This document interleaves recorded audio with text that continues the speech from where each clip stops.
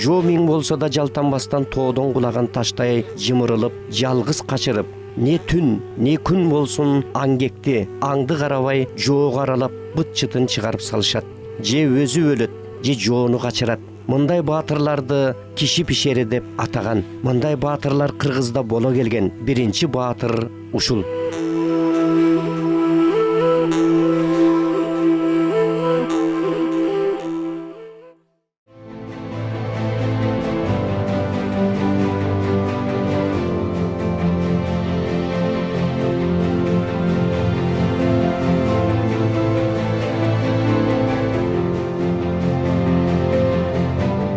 Архитектору Эдили Айдарбеков, сүрөтчү Бекболсун Жайчыбеков, филолог жана этнопедагог Сабыр Иптаров, графика жана живопистин чебери Жусуп Матаев, ошондой эле дагы бир архитектор Маматбек Сыдыков.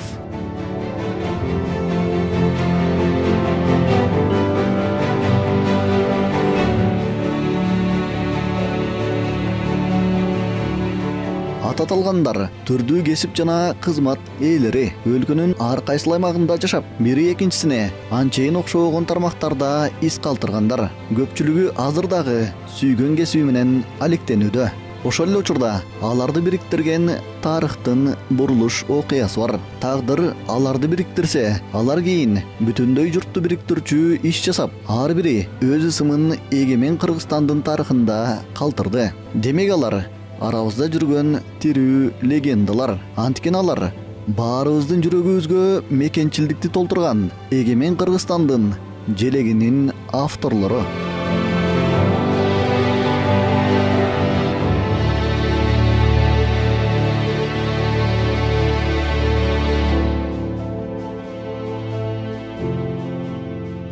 Бир 1991 жылы бир эле учурда Советтик Кыргызстандын акыркы, ал эми эгемен Кыргызстандын алгачкы депутаттарынан куралган айтылуу легендарлуу парламент өлкөбүздүн суверендүүлүгү жөнүндөгү декларацияны кабыл алган. Натыйжада 20-кылымдын башындагы Кыргыз мамлекеттүүлүгүнүн түптөө сапары логикалык жыйынтыгына жеткен. Ошондо эки доор парламенти дароо эле мамлекеттик символдорду кабыл алууга багытталган алгачкы иштердин баштап, депутаттардан турган атайын комиссия түзгөн. Ага тез арада атайын сынак жарыялап, эгемен өлкөнүн желегин, гербин, гимин жана конституциясын даярдоо милдети жүктөлгөн. Ошолордун да арасынан тууну кабыл алууну тездетүүнү өзгөчө баса белгилешкен. Уккам конкурс жарыяланды, ушу символикалар боюнча деп, бирок анча көңүлдүү бурган эмесмин, анча катышам деген оюм деле болгон эмес да.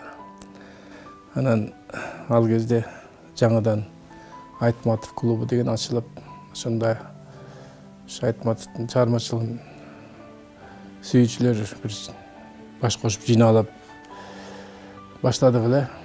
Ошондо таанышкан жигиттер болгон. Бир күнү күтүүсүз жерден эле үйүмө Сабыр Иптаров деген жигит келип калыптыр. Мындай учурашкан болбосо, мындай жакын эле тааныш эмес болчубуз. Анан ушу айтып калды. Беке, мындай конкурс жарыяланыптыр. Иштеп атышыптыр, аяктап калыптыр. Биз катышпайлыбы деп. Анан Сабыр катышкан жаман эмес, бирок убакыт аз калыптыр. Үлгүрөбүз билсек, өлгүрөбүз. Анан кийин өзүнүн ала келген ойлорун, чиймелерин, бирдемелерин жазып алган ырлары да бар экен. Ошонун баарын алып келип мага алдыма жая салды да. Анан ошентип мени ишендирди. Иштөөгө мүмкүн болот экен. Ал гана түгүл, мен үй бүлөмдү дагы макул кылдыра салыптыр. Барып жабылып мени макул кылдырышты. Ошентип иштеп калдык. Ошондо 2 гана күн калган экен аягына чейин. Biz 2 gün işledik. 3 variant жасадық. Алып барып, так ошо бүгүнкү күнү бүтөт деген күнү эртең менен тапшырып кеттик. Анан Кудайдын буйругу экен. Өттүңөр деп чалып калышты. Комиссияга 100дөн ашык үлгүлөр түшүптүр. Эми баары да жакшы көрүнөт. Анан талаштык тарышык комиссия бүткөн соң бизге берди. Биз дагы бір жарым жылдан ашык талаш жогорку легендар парламентте. Анан ар кандай келди да көпчүлүгү кызыл деп келди. Эми Советтер Союзунда көнүп калганбыз, биз туубуз кызыл эмес беле. Анан кызыл деп келди. Андан кийин мына жаштар, жаңадан чыгып аткан баягы демократтар көк болсун деди. Көк асаба деген сөз бар, көк асман. Бир топтор айтты, көгүлтүр болсун ысык көлдөй дешти. Кыскасы кызылга каршы чыгышты. Бул өзү мурдагы замандыкы. Азыр бир жаңы алышыбыз керек. Ал турмак биз мусулман өлкө болгондон кийин жашыл дегендер чыкты. Бир топ кишилер жашыл болсун деп чыкты. Мына азыр Өзбекстан жашыл болбоду. Андан кийин ушу караны эле айткан жок, күрөңдү айткан жокпу ар кандай. Орусияны туурашып, туунун жарым ак болсун, жарым көк болсун, жарым кызыл болсун да чыкты. Ой болбойт. Талашып отуруп, эки түз бири менен күрөшүп калды. Кызыл түз, көк түз. Экиге бөлүндүк лагерге. Анан талашып тарышып көпчүлүгү кызыл деп турду, бирок бир топ кишилер көк болсун, көк теңирим дейт, көк асман дейт деп турган соң ошондо биз депутаттардан чыгып айтышты. Бул биз тарыхка кайрылбайлы. Манаста кандай болду экен? Мына бул Илим академиясында тарых боюнча адистер бар деп чакырбайлы деп, анан ошол жерде Самар Мусаев деген Манас таануучу укмуштай абдан тажрыйбалуу салаваттуу киши бар эле. Самар Мусаев деп ошол кишини чакырып келдик. Анан чыгып сүйлөп эле тарыхтан баштап Манас жөнүндө көп айтып жүрүп отур элем, силер тууну талашып калдыңар, мен айтайын. Манаста бир эки сап бар деди. Көк асаба, кызыл туу деди. Ушундай айтты. Анан тып-тынч туруп калдык. Чындын айтканда, Манас атабыздын туусу өзгөчө жоого чыкканда кызыл болгон. Кызыл тууну алсаңар туура болот деп эле. Ошенткен соң мелтере туруп калып, анан түшкөн соң кийин баягы көп кишилер унчукпай эле калды. Себеби Манас атабызга ким каршы чыгат? Манас атанын туусу кызыл болсо. Дегенде ошо комиссиянын мүчөлөрү карап чыкчу. Андан кийин жалпы жыйынга алып чыкчу. Бул жерде өтө көп ар бир жасаган эскиздери каралып турду го дедим деп ойлойм. Көптөгөн талаштар да болду. Чындыгында ошол кезде легендарный парламент деп койчу эмес белек. Ушунчалык азыр ойлоп көрсөм, ушунчалык жогорку деңгээлдеги интеллект, маданияттуу адамдар экен ошо комиссиянын мүчөлөрү, ар бири бир дөш алар экен ушундай. Бардык өзүнүн бул жерде музыканттар да болду, сүрөтчүлөр да болду. Кадимки ошо азыркы гербтин гимн авторлору дагы ошо комиссиянын ичинде болгон. Ар бири акылын айтып, көптөгөн талаштар болду. Кандай гана адабияттарды окуп чыккан жокпуз. Бул жерде геральдиканы, символика жөнүндө чындыгында азбукасын баштап аягына чейин чыгардык деп ойлойм. Таап бүт дүйнөнүн тууларын таап, ар бирин карап чыктык, ар бирин изилдеп чыктык. Мурун айтчубуз, көк асаба көк экен деп тукчубуз. Эми тиги билген киши болсо деп турган. Анан ошондон добушка салганда эле бир топ добуштар ооп кетти кызылга. Анан чын айтканда көпчүлүк добушу менен азыркы кызыл түстөгү туу кабыл алды. Эми ал кезде демократия башталып калган. Ачылып көпчүлүккө баш эттеп, ошондо азыркы өңү кызыл болду. Анан ортосуна күндү тарттык да, күндүн 40 нурун бердик. Эми нурун бергенде да талаштык, жана нурлар күн караман жалбырдан окшоп калып тур дегенде сындар болду. Бирок ошо 40 нур чачылып турганы бул өзү абдан жакшы. Анан өзгөчө биз маани бергенбиз түндүк болду. Түндүк деген эми Кыргыздын баягы көк асманы, Кыргыздын берекеси, Кыргыздын үмүтү, Кыргыздын турмушу. Ошондо бир айттык, мына бекеринен жаман кишини каргашпайт, түндүгүң түшүп калсын деп. Бул түндүк деген эми Кыргыз үчүн бир чоң байлык, Кыргыздын белгиси улутун деп анан кийин түндүктү коюп. Анан шашылдык, себеби биз угуп калдык. коңшу Казакстандарда желегине түндүктү алып атып деп бир кабар келди. Аларда муруналардан биз казактардан мурун аларда кийин жайгашты түндүккө. Бирок биздикине жеткен жок. Биз биринчи түндүктү жайгаштырып калдык. Анан ошо түндүк бириктирип кетти баарыбызды. Ошол эле кабыл алган түнү баарыбыз кыялга жөнөдүк. Кыялда туруп ошол жердеги мастерлер менен кошо, сүрөтчүлөр менен кошо аралашып жүрүп, түнү бою жасалды. Кыялдан биринчи. Андан кийин 3 күнү туу көтөрүү салтанаты болду. 5 күн эмеспи? 3 күн. 3 күнү кабыл алынды. 5 күнү, 5 күнү туура мынакей убакыт. 5 күнү салтанаты болду. Андан кийин биз баарыбыз али чогулган эмес элек, бирок үчөөбүз чогуу жүргөн, үчөөбүз чогуу туруп калыптырбыз. Туунун жанакы эскистерин дегенде музейге көргөзмө алган. Андан кийин азыркы эле жогорку кеңеште биз иштеп калдык ошондо жана ак үйдө. 3-чү кабатында жана кире бериш фойесинде көргөзмө кылышты. Ошол жерге баардык түздөрүн илип койду. Ар бир депутаттын ага кезде 350 бирден эскизин коюп койгон кийин эле ошо кире бериште фойеде эле турду. Ошонун талкуулаардын алдында эле ишке чыгабыз, танаписке чыгабыз, келердин алдында баарын карап эле, ошону сынап эле кайсысы жагат, кайсысы жакпайт деп топ-топ болуп бөлүшүп, мындай экен деп. Анан комиссия бар эле да. Ушу комиссиянын төрагасы менин оюнча Казат Акмат болгондой болгон. Ал дагы аябай киши ошол айтып, ошонун жыйынтыгы ушундай болду деп, анан кичине кыскарылып келди. Анан жүрүп отуруп эле баары бир айтпадымбы? Кызыл менен көк түс экөө кагышып калды дагы. Анан кызыл туу кызыл жабык болду, ачык болду, кантиңиздер? Кол көтөрдүңүздөрбү? Кол көтөрдүк, кол көтөрүү менен болду. Кол көтөрүү менен болуп өтүп кетти. Ошол көпчүлүк добушту караганда эле ошол кызыл туу болуп калды да, ошончо өттү да. Мен ак калпакчаны элем, ошону мен калпакты мен Алматыда окуп жүргөндө да, Москвада окуп жүргөндө түшүрбөдүм. Ошондо же балким деп ойлойм да, же калпакчан жүргөнүмдөнбү, же болбосо биздин үйдөн жасалгандан билерсеби деген бу Казат Акматов баары кошо биздин үйгө чейин барып текшерип жүрүштү да. Андан кийин мени тандап алышты. Эски кыргыз эстринин туусун түшүрүп, жаңы туу көтөрүү аземин, ишеним мага тапшырышты да. Üstüne çıktık. Çatırın üstüne çıktık. Asist rahmatlıkna sirkin direktör Taştan Bekov oldu. Anan жұмысшылар.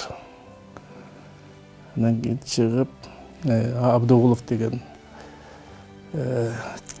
кинооператор снимать etти, тартып алып атты. Мен түшүрдүм. Жаңын илдик, жаңыны көтөрдүм.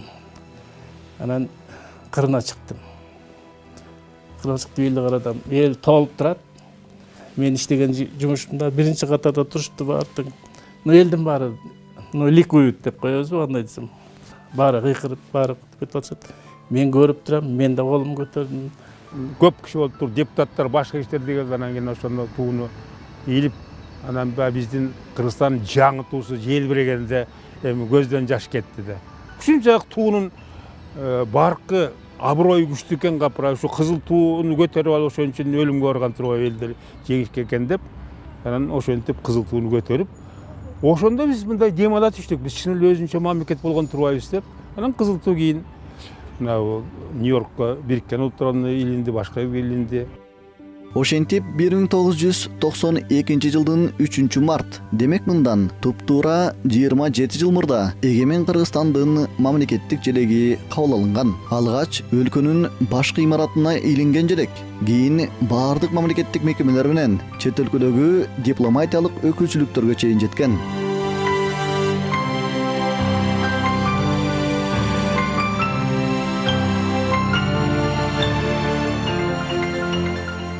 Асаба.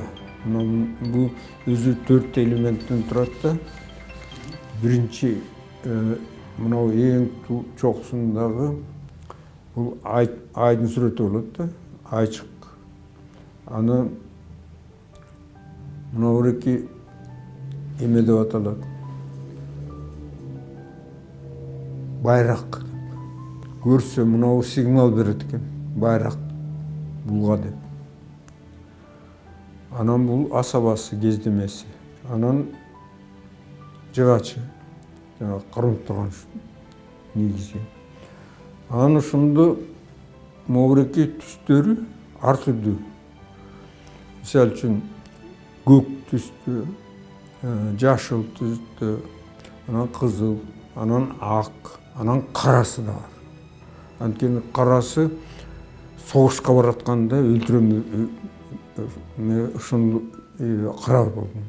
Асабаның түстері қызыл, жашыл, көгілдір, анан ақ, анан қара. Анан мынау бір қарадан башқасы бұл қара соғышқа баратқанда. Қарасыға қолға алып, қалқанға бүлік салбасам деп.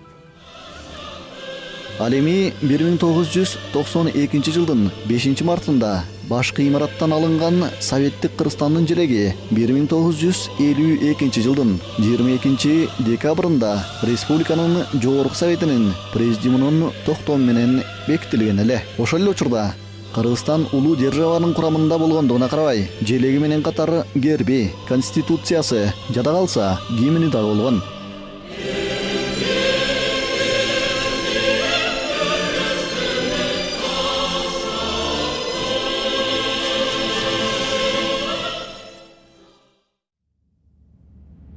Желек адамдын руху сыяктуу нарктуу, дилиндей таза, жүзү сындуу көркөм, ал санжыраны, эпосту, тарыхый чындыкты журулуштуруп, калайыкты ынтымакка, биримдикке чакырып, анан албетте көзгө сүйкүмдүү көрүнүп, сыймыктантып туруучу руханий жана материалдык таберик.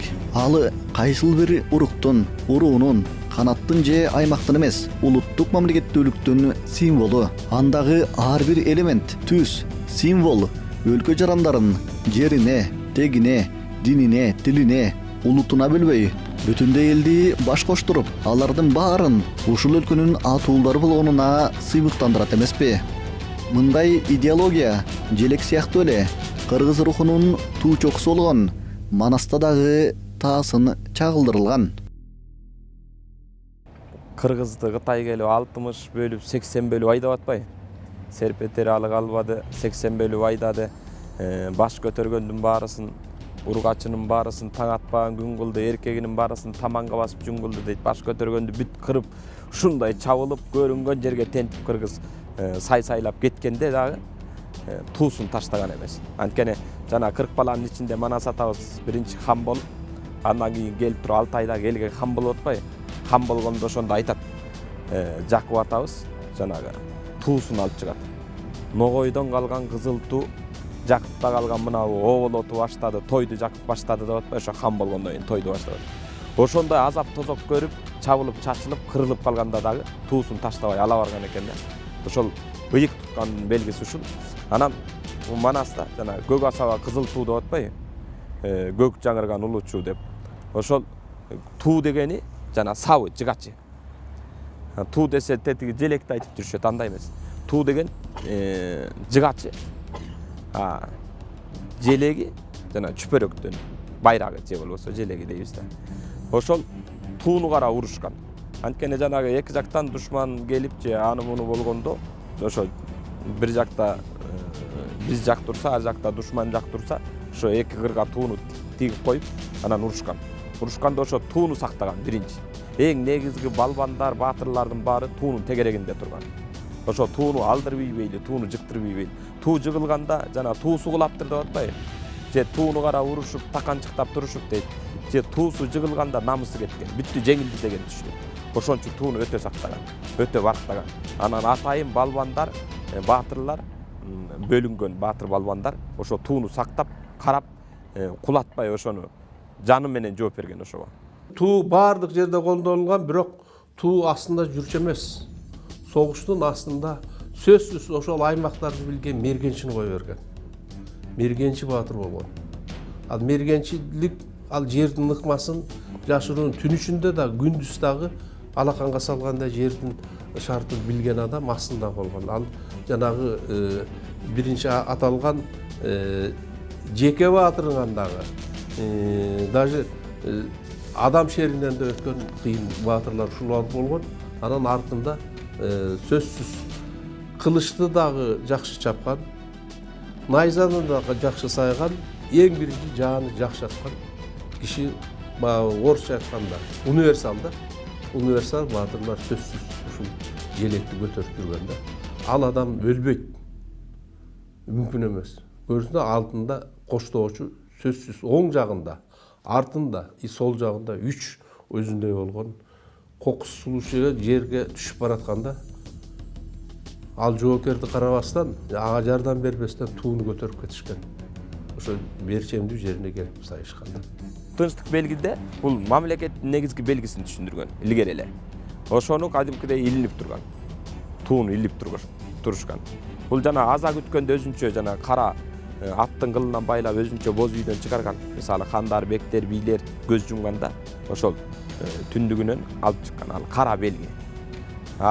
Жанагы жайыл жөн турмушта өзүнүн жана көк асман менен, көк теңир менен бүт айкалыштырган ошо көк тууну, асабаны. Ошону элдин жалпы эл экенин түшүндүргөн белгиси да. Согушку өзүнчө көтөргөн. Мисалы үчүн согуштук убакта жеңилип же болбосо тынчтык белгини менен бүтүрөлү, тынч сүйлөшөлү дегенде же элчилер келатканда ак тууну көтөрүп келген ушундай. Атадан калган бу туунун аягын жерге сайбасам, асабасын асман жака жайбасам, атым өсүп калбайт деп. Бардыгы манаста бар. Анан эми бул элибизди бириктире турган улуу символ.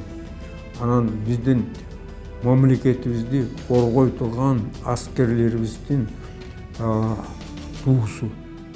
Ошондуктан жана борбордук аянтта аскерлер туруп ушул анан биздин туунун эң бир укмуш тандалган экен ушул варианты. Сенин балаң кем туулса дагы, жакшынакай болсо дагы, оорулуу болсо дагы, таза болсо дагы сенин балаң, сен жакшы көрөсүң, кыйбайсың. Мага ошондой туу деген деп айтам. Албетте деген менин балам дүйнөгө атым чыгарып аткан сыяктуу сыймык берет көргөндө. Мисалы спортсмендер уткандан кийин жамынып алып же болбосо мындай коюп алып жүгүрөт го. Мен кошо жүгүрүп кетем андан кошо. Кыялымда да мисалы. Баары тең чындыгында бир топ эле эмоция берет кадимкидей эле.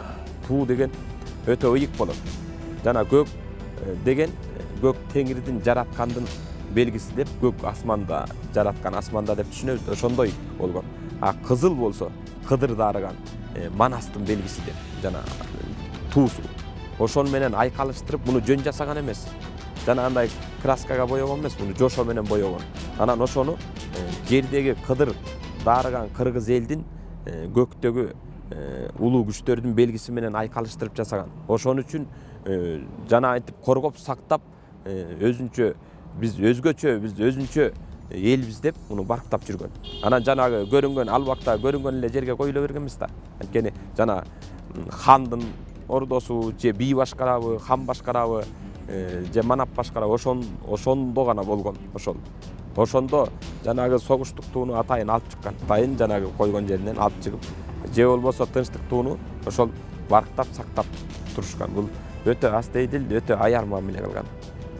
Бул Кудайдын бизге бере салган бир ырыскысы деп ойлойм деген. Ар кимдин башында мисалы мен окумуш сүрөтчүмүн деп айтпайм, бирде эле эмгегим сиңсе дагы окумуш деп айта албайм. Менден мыкты ичен сүрөтчүлөр бар, бирок так ушул ырыска маған келип колума тийип атпайбы. Ушул бул бакыт кушу колума коно койду деген сөз болуп атат да.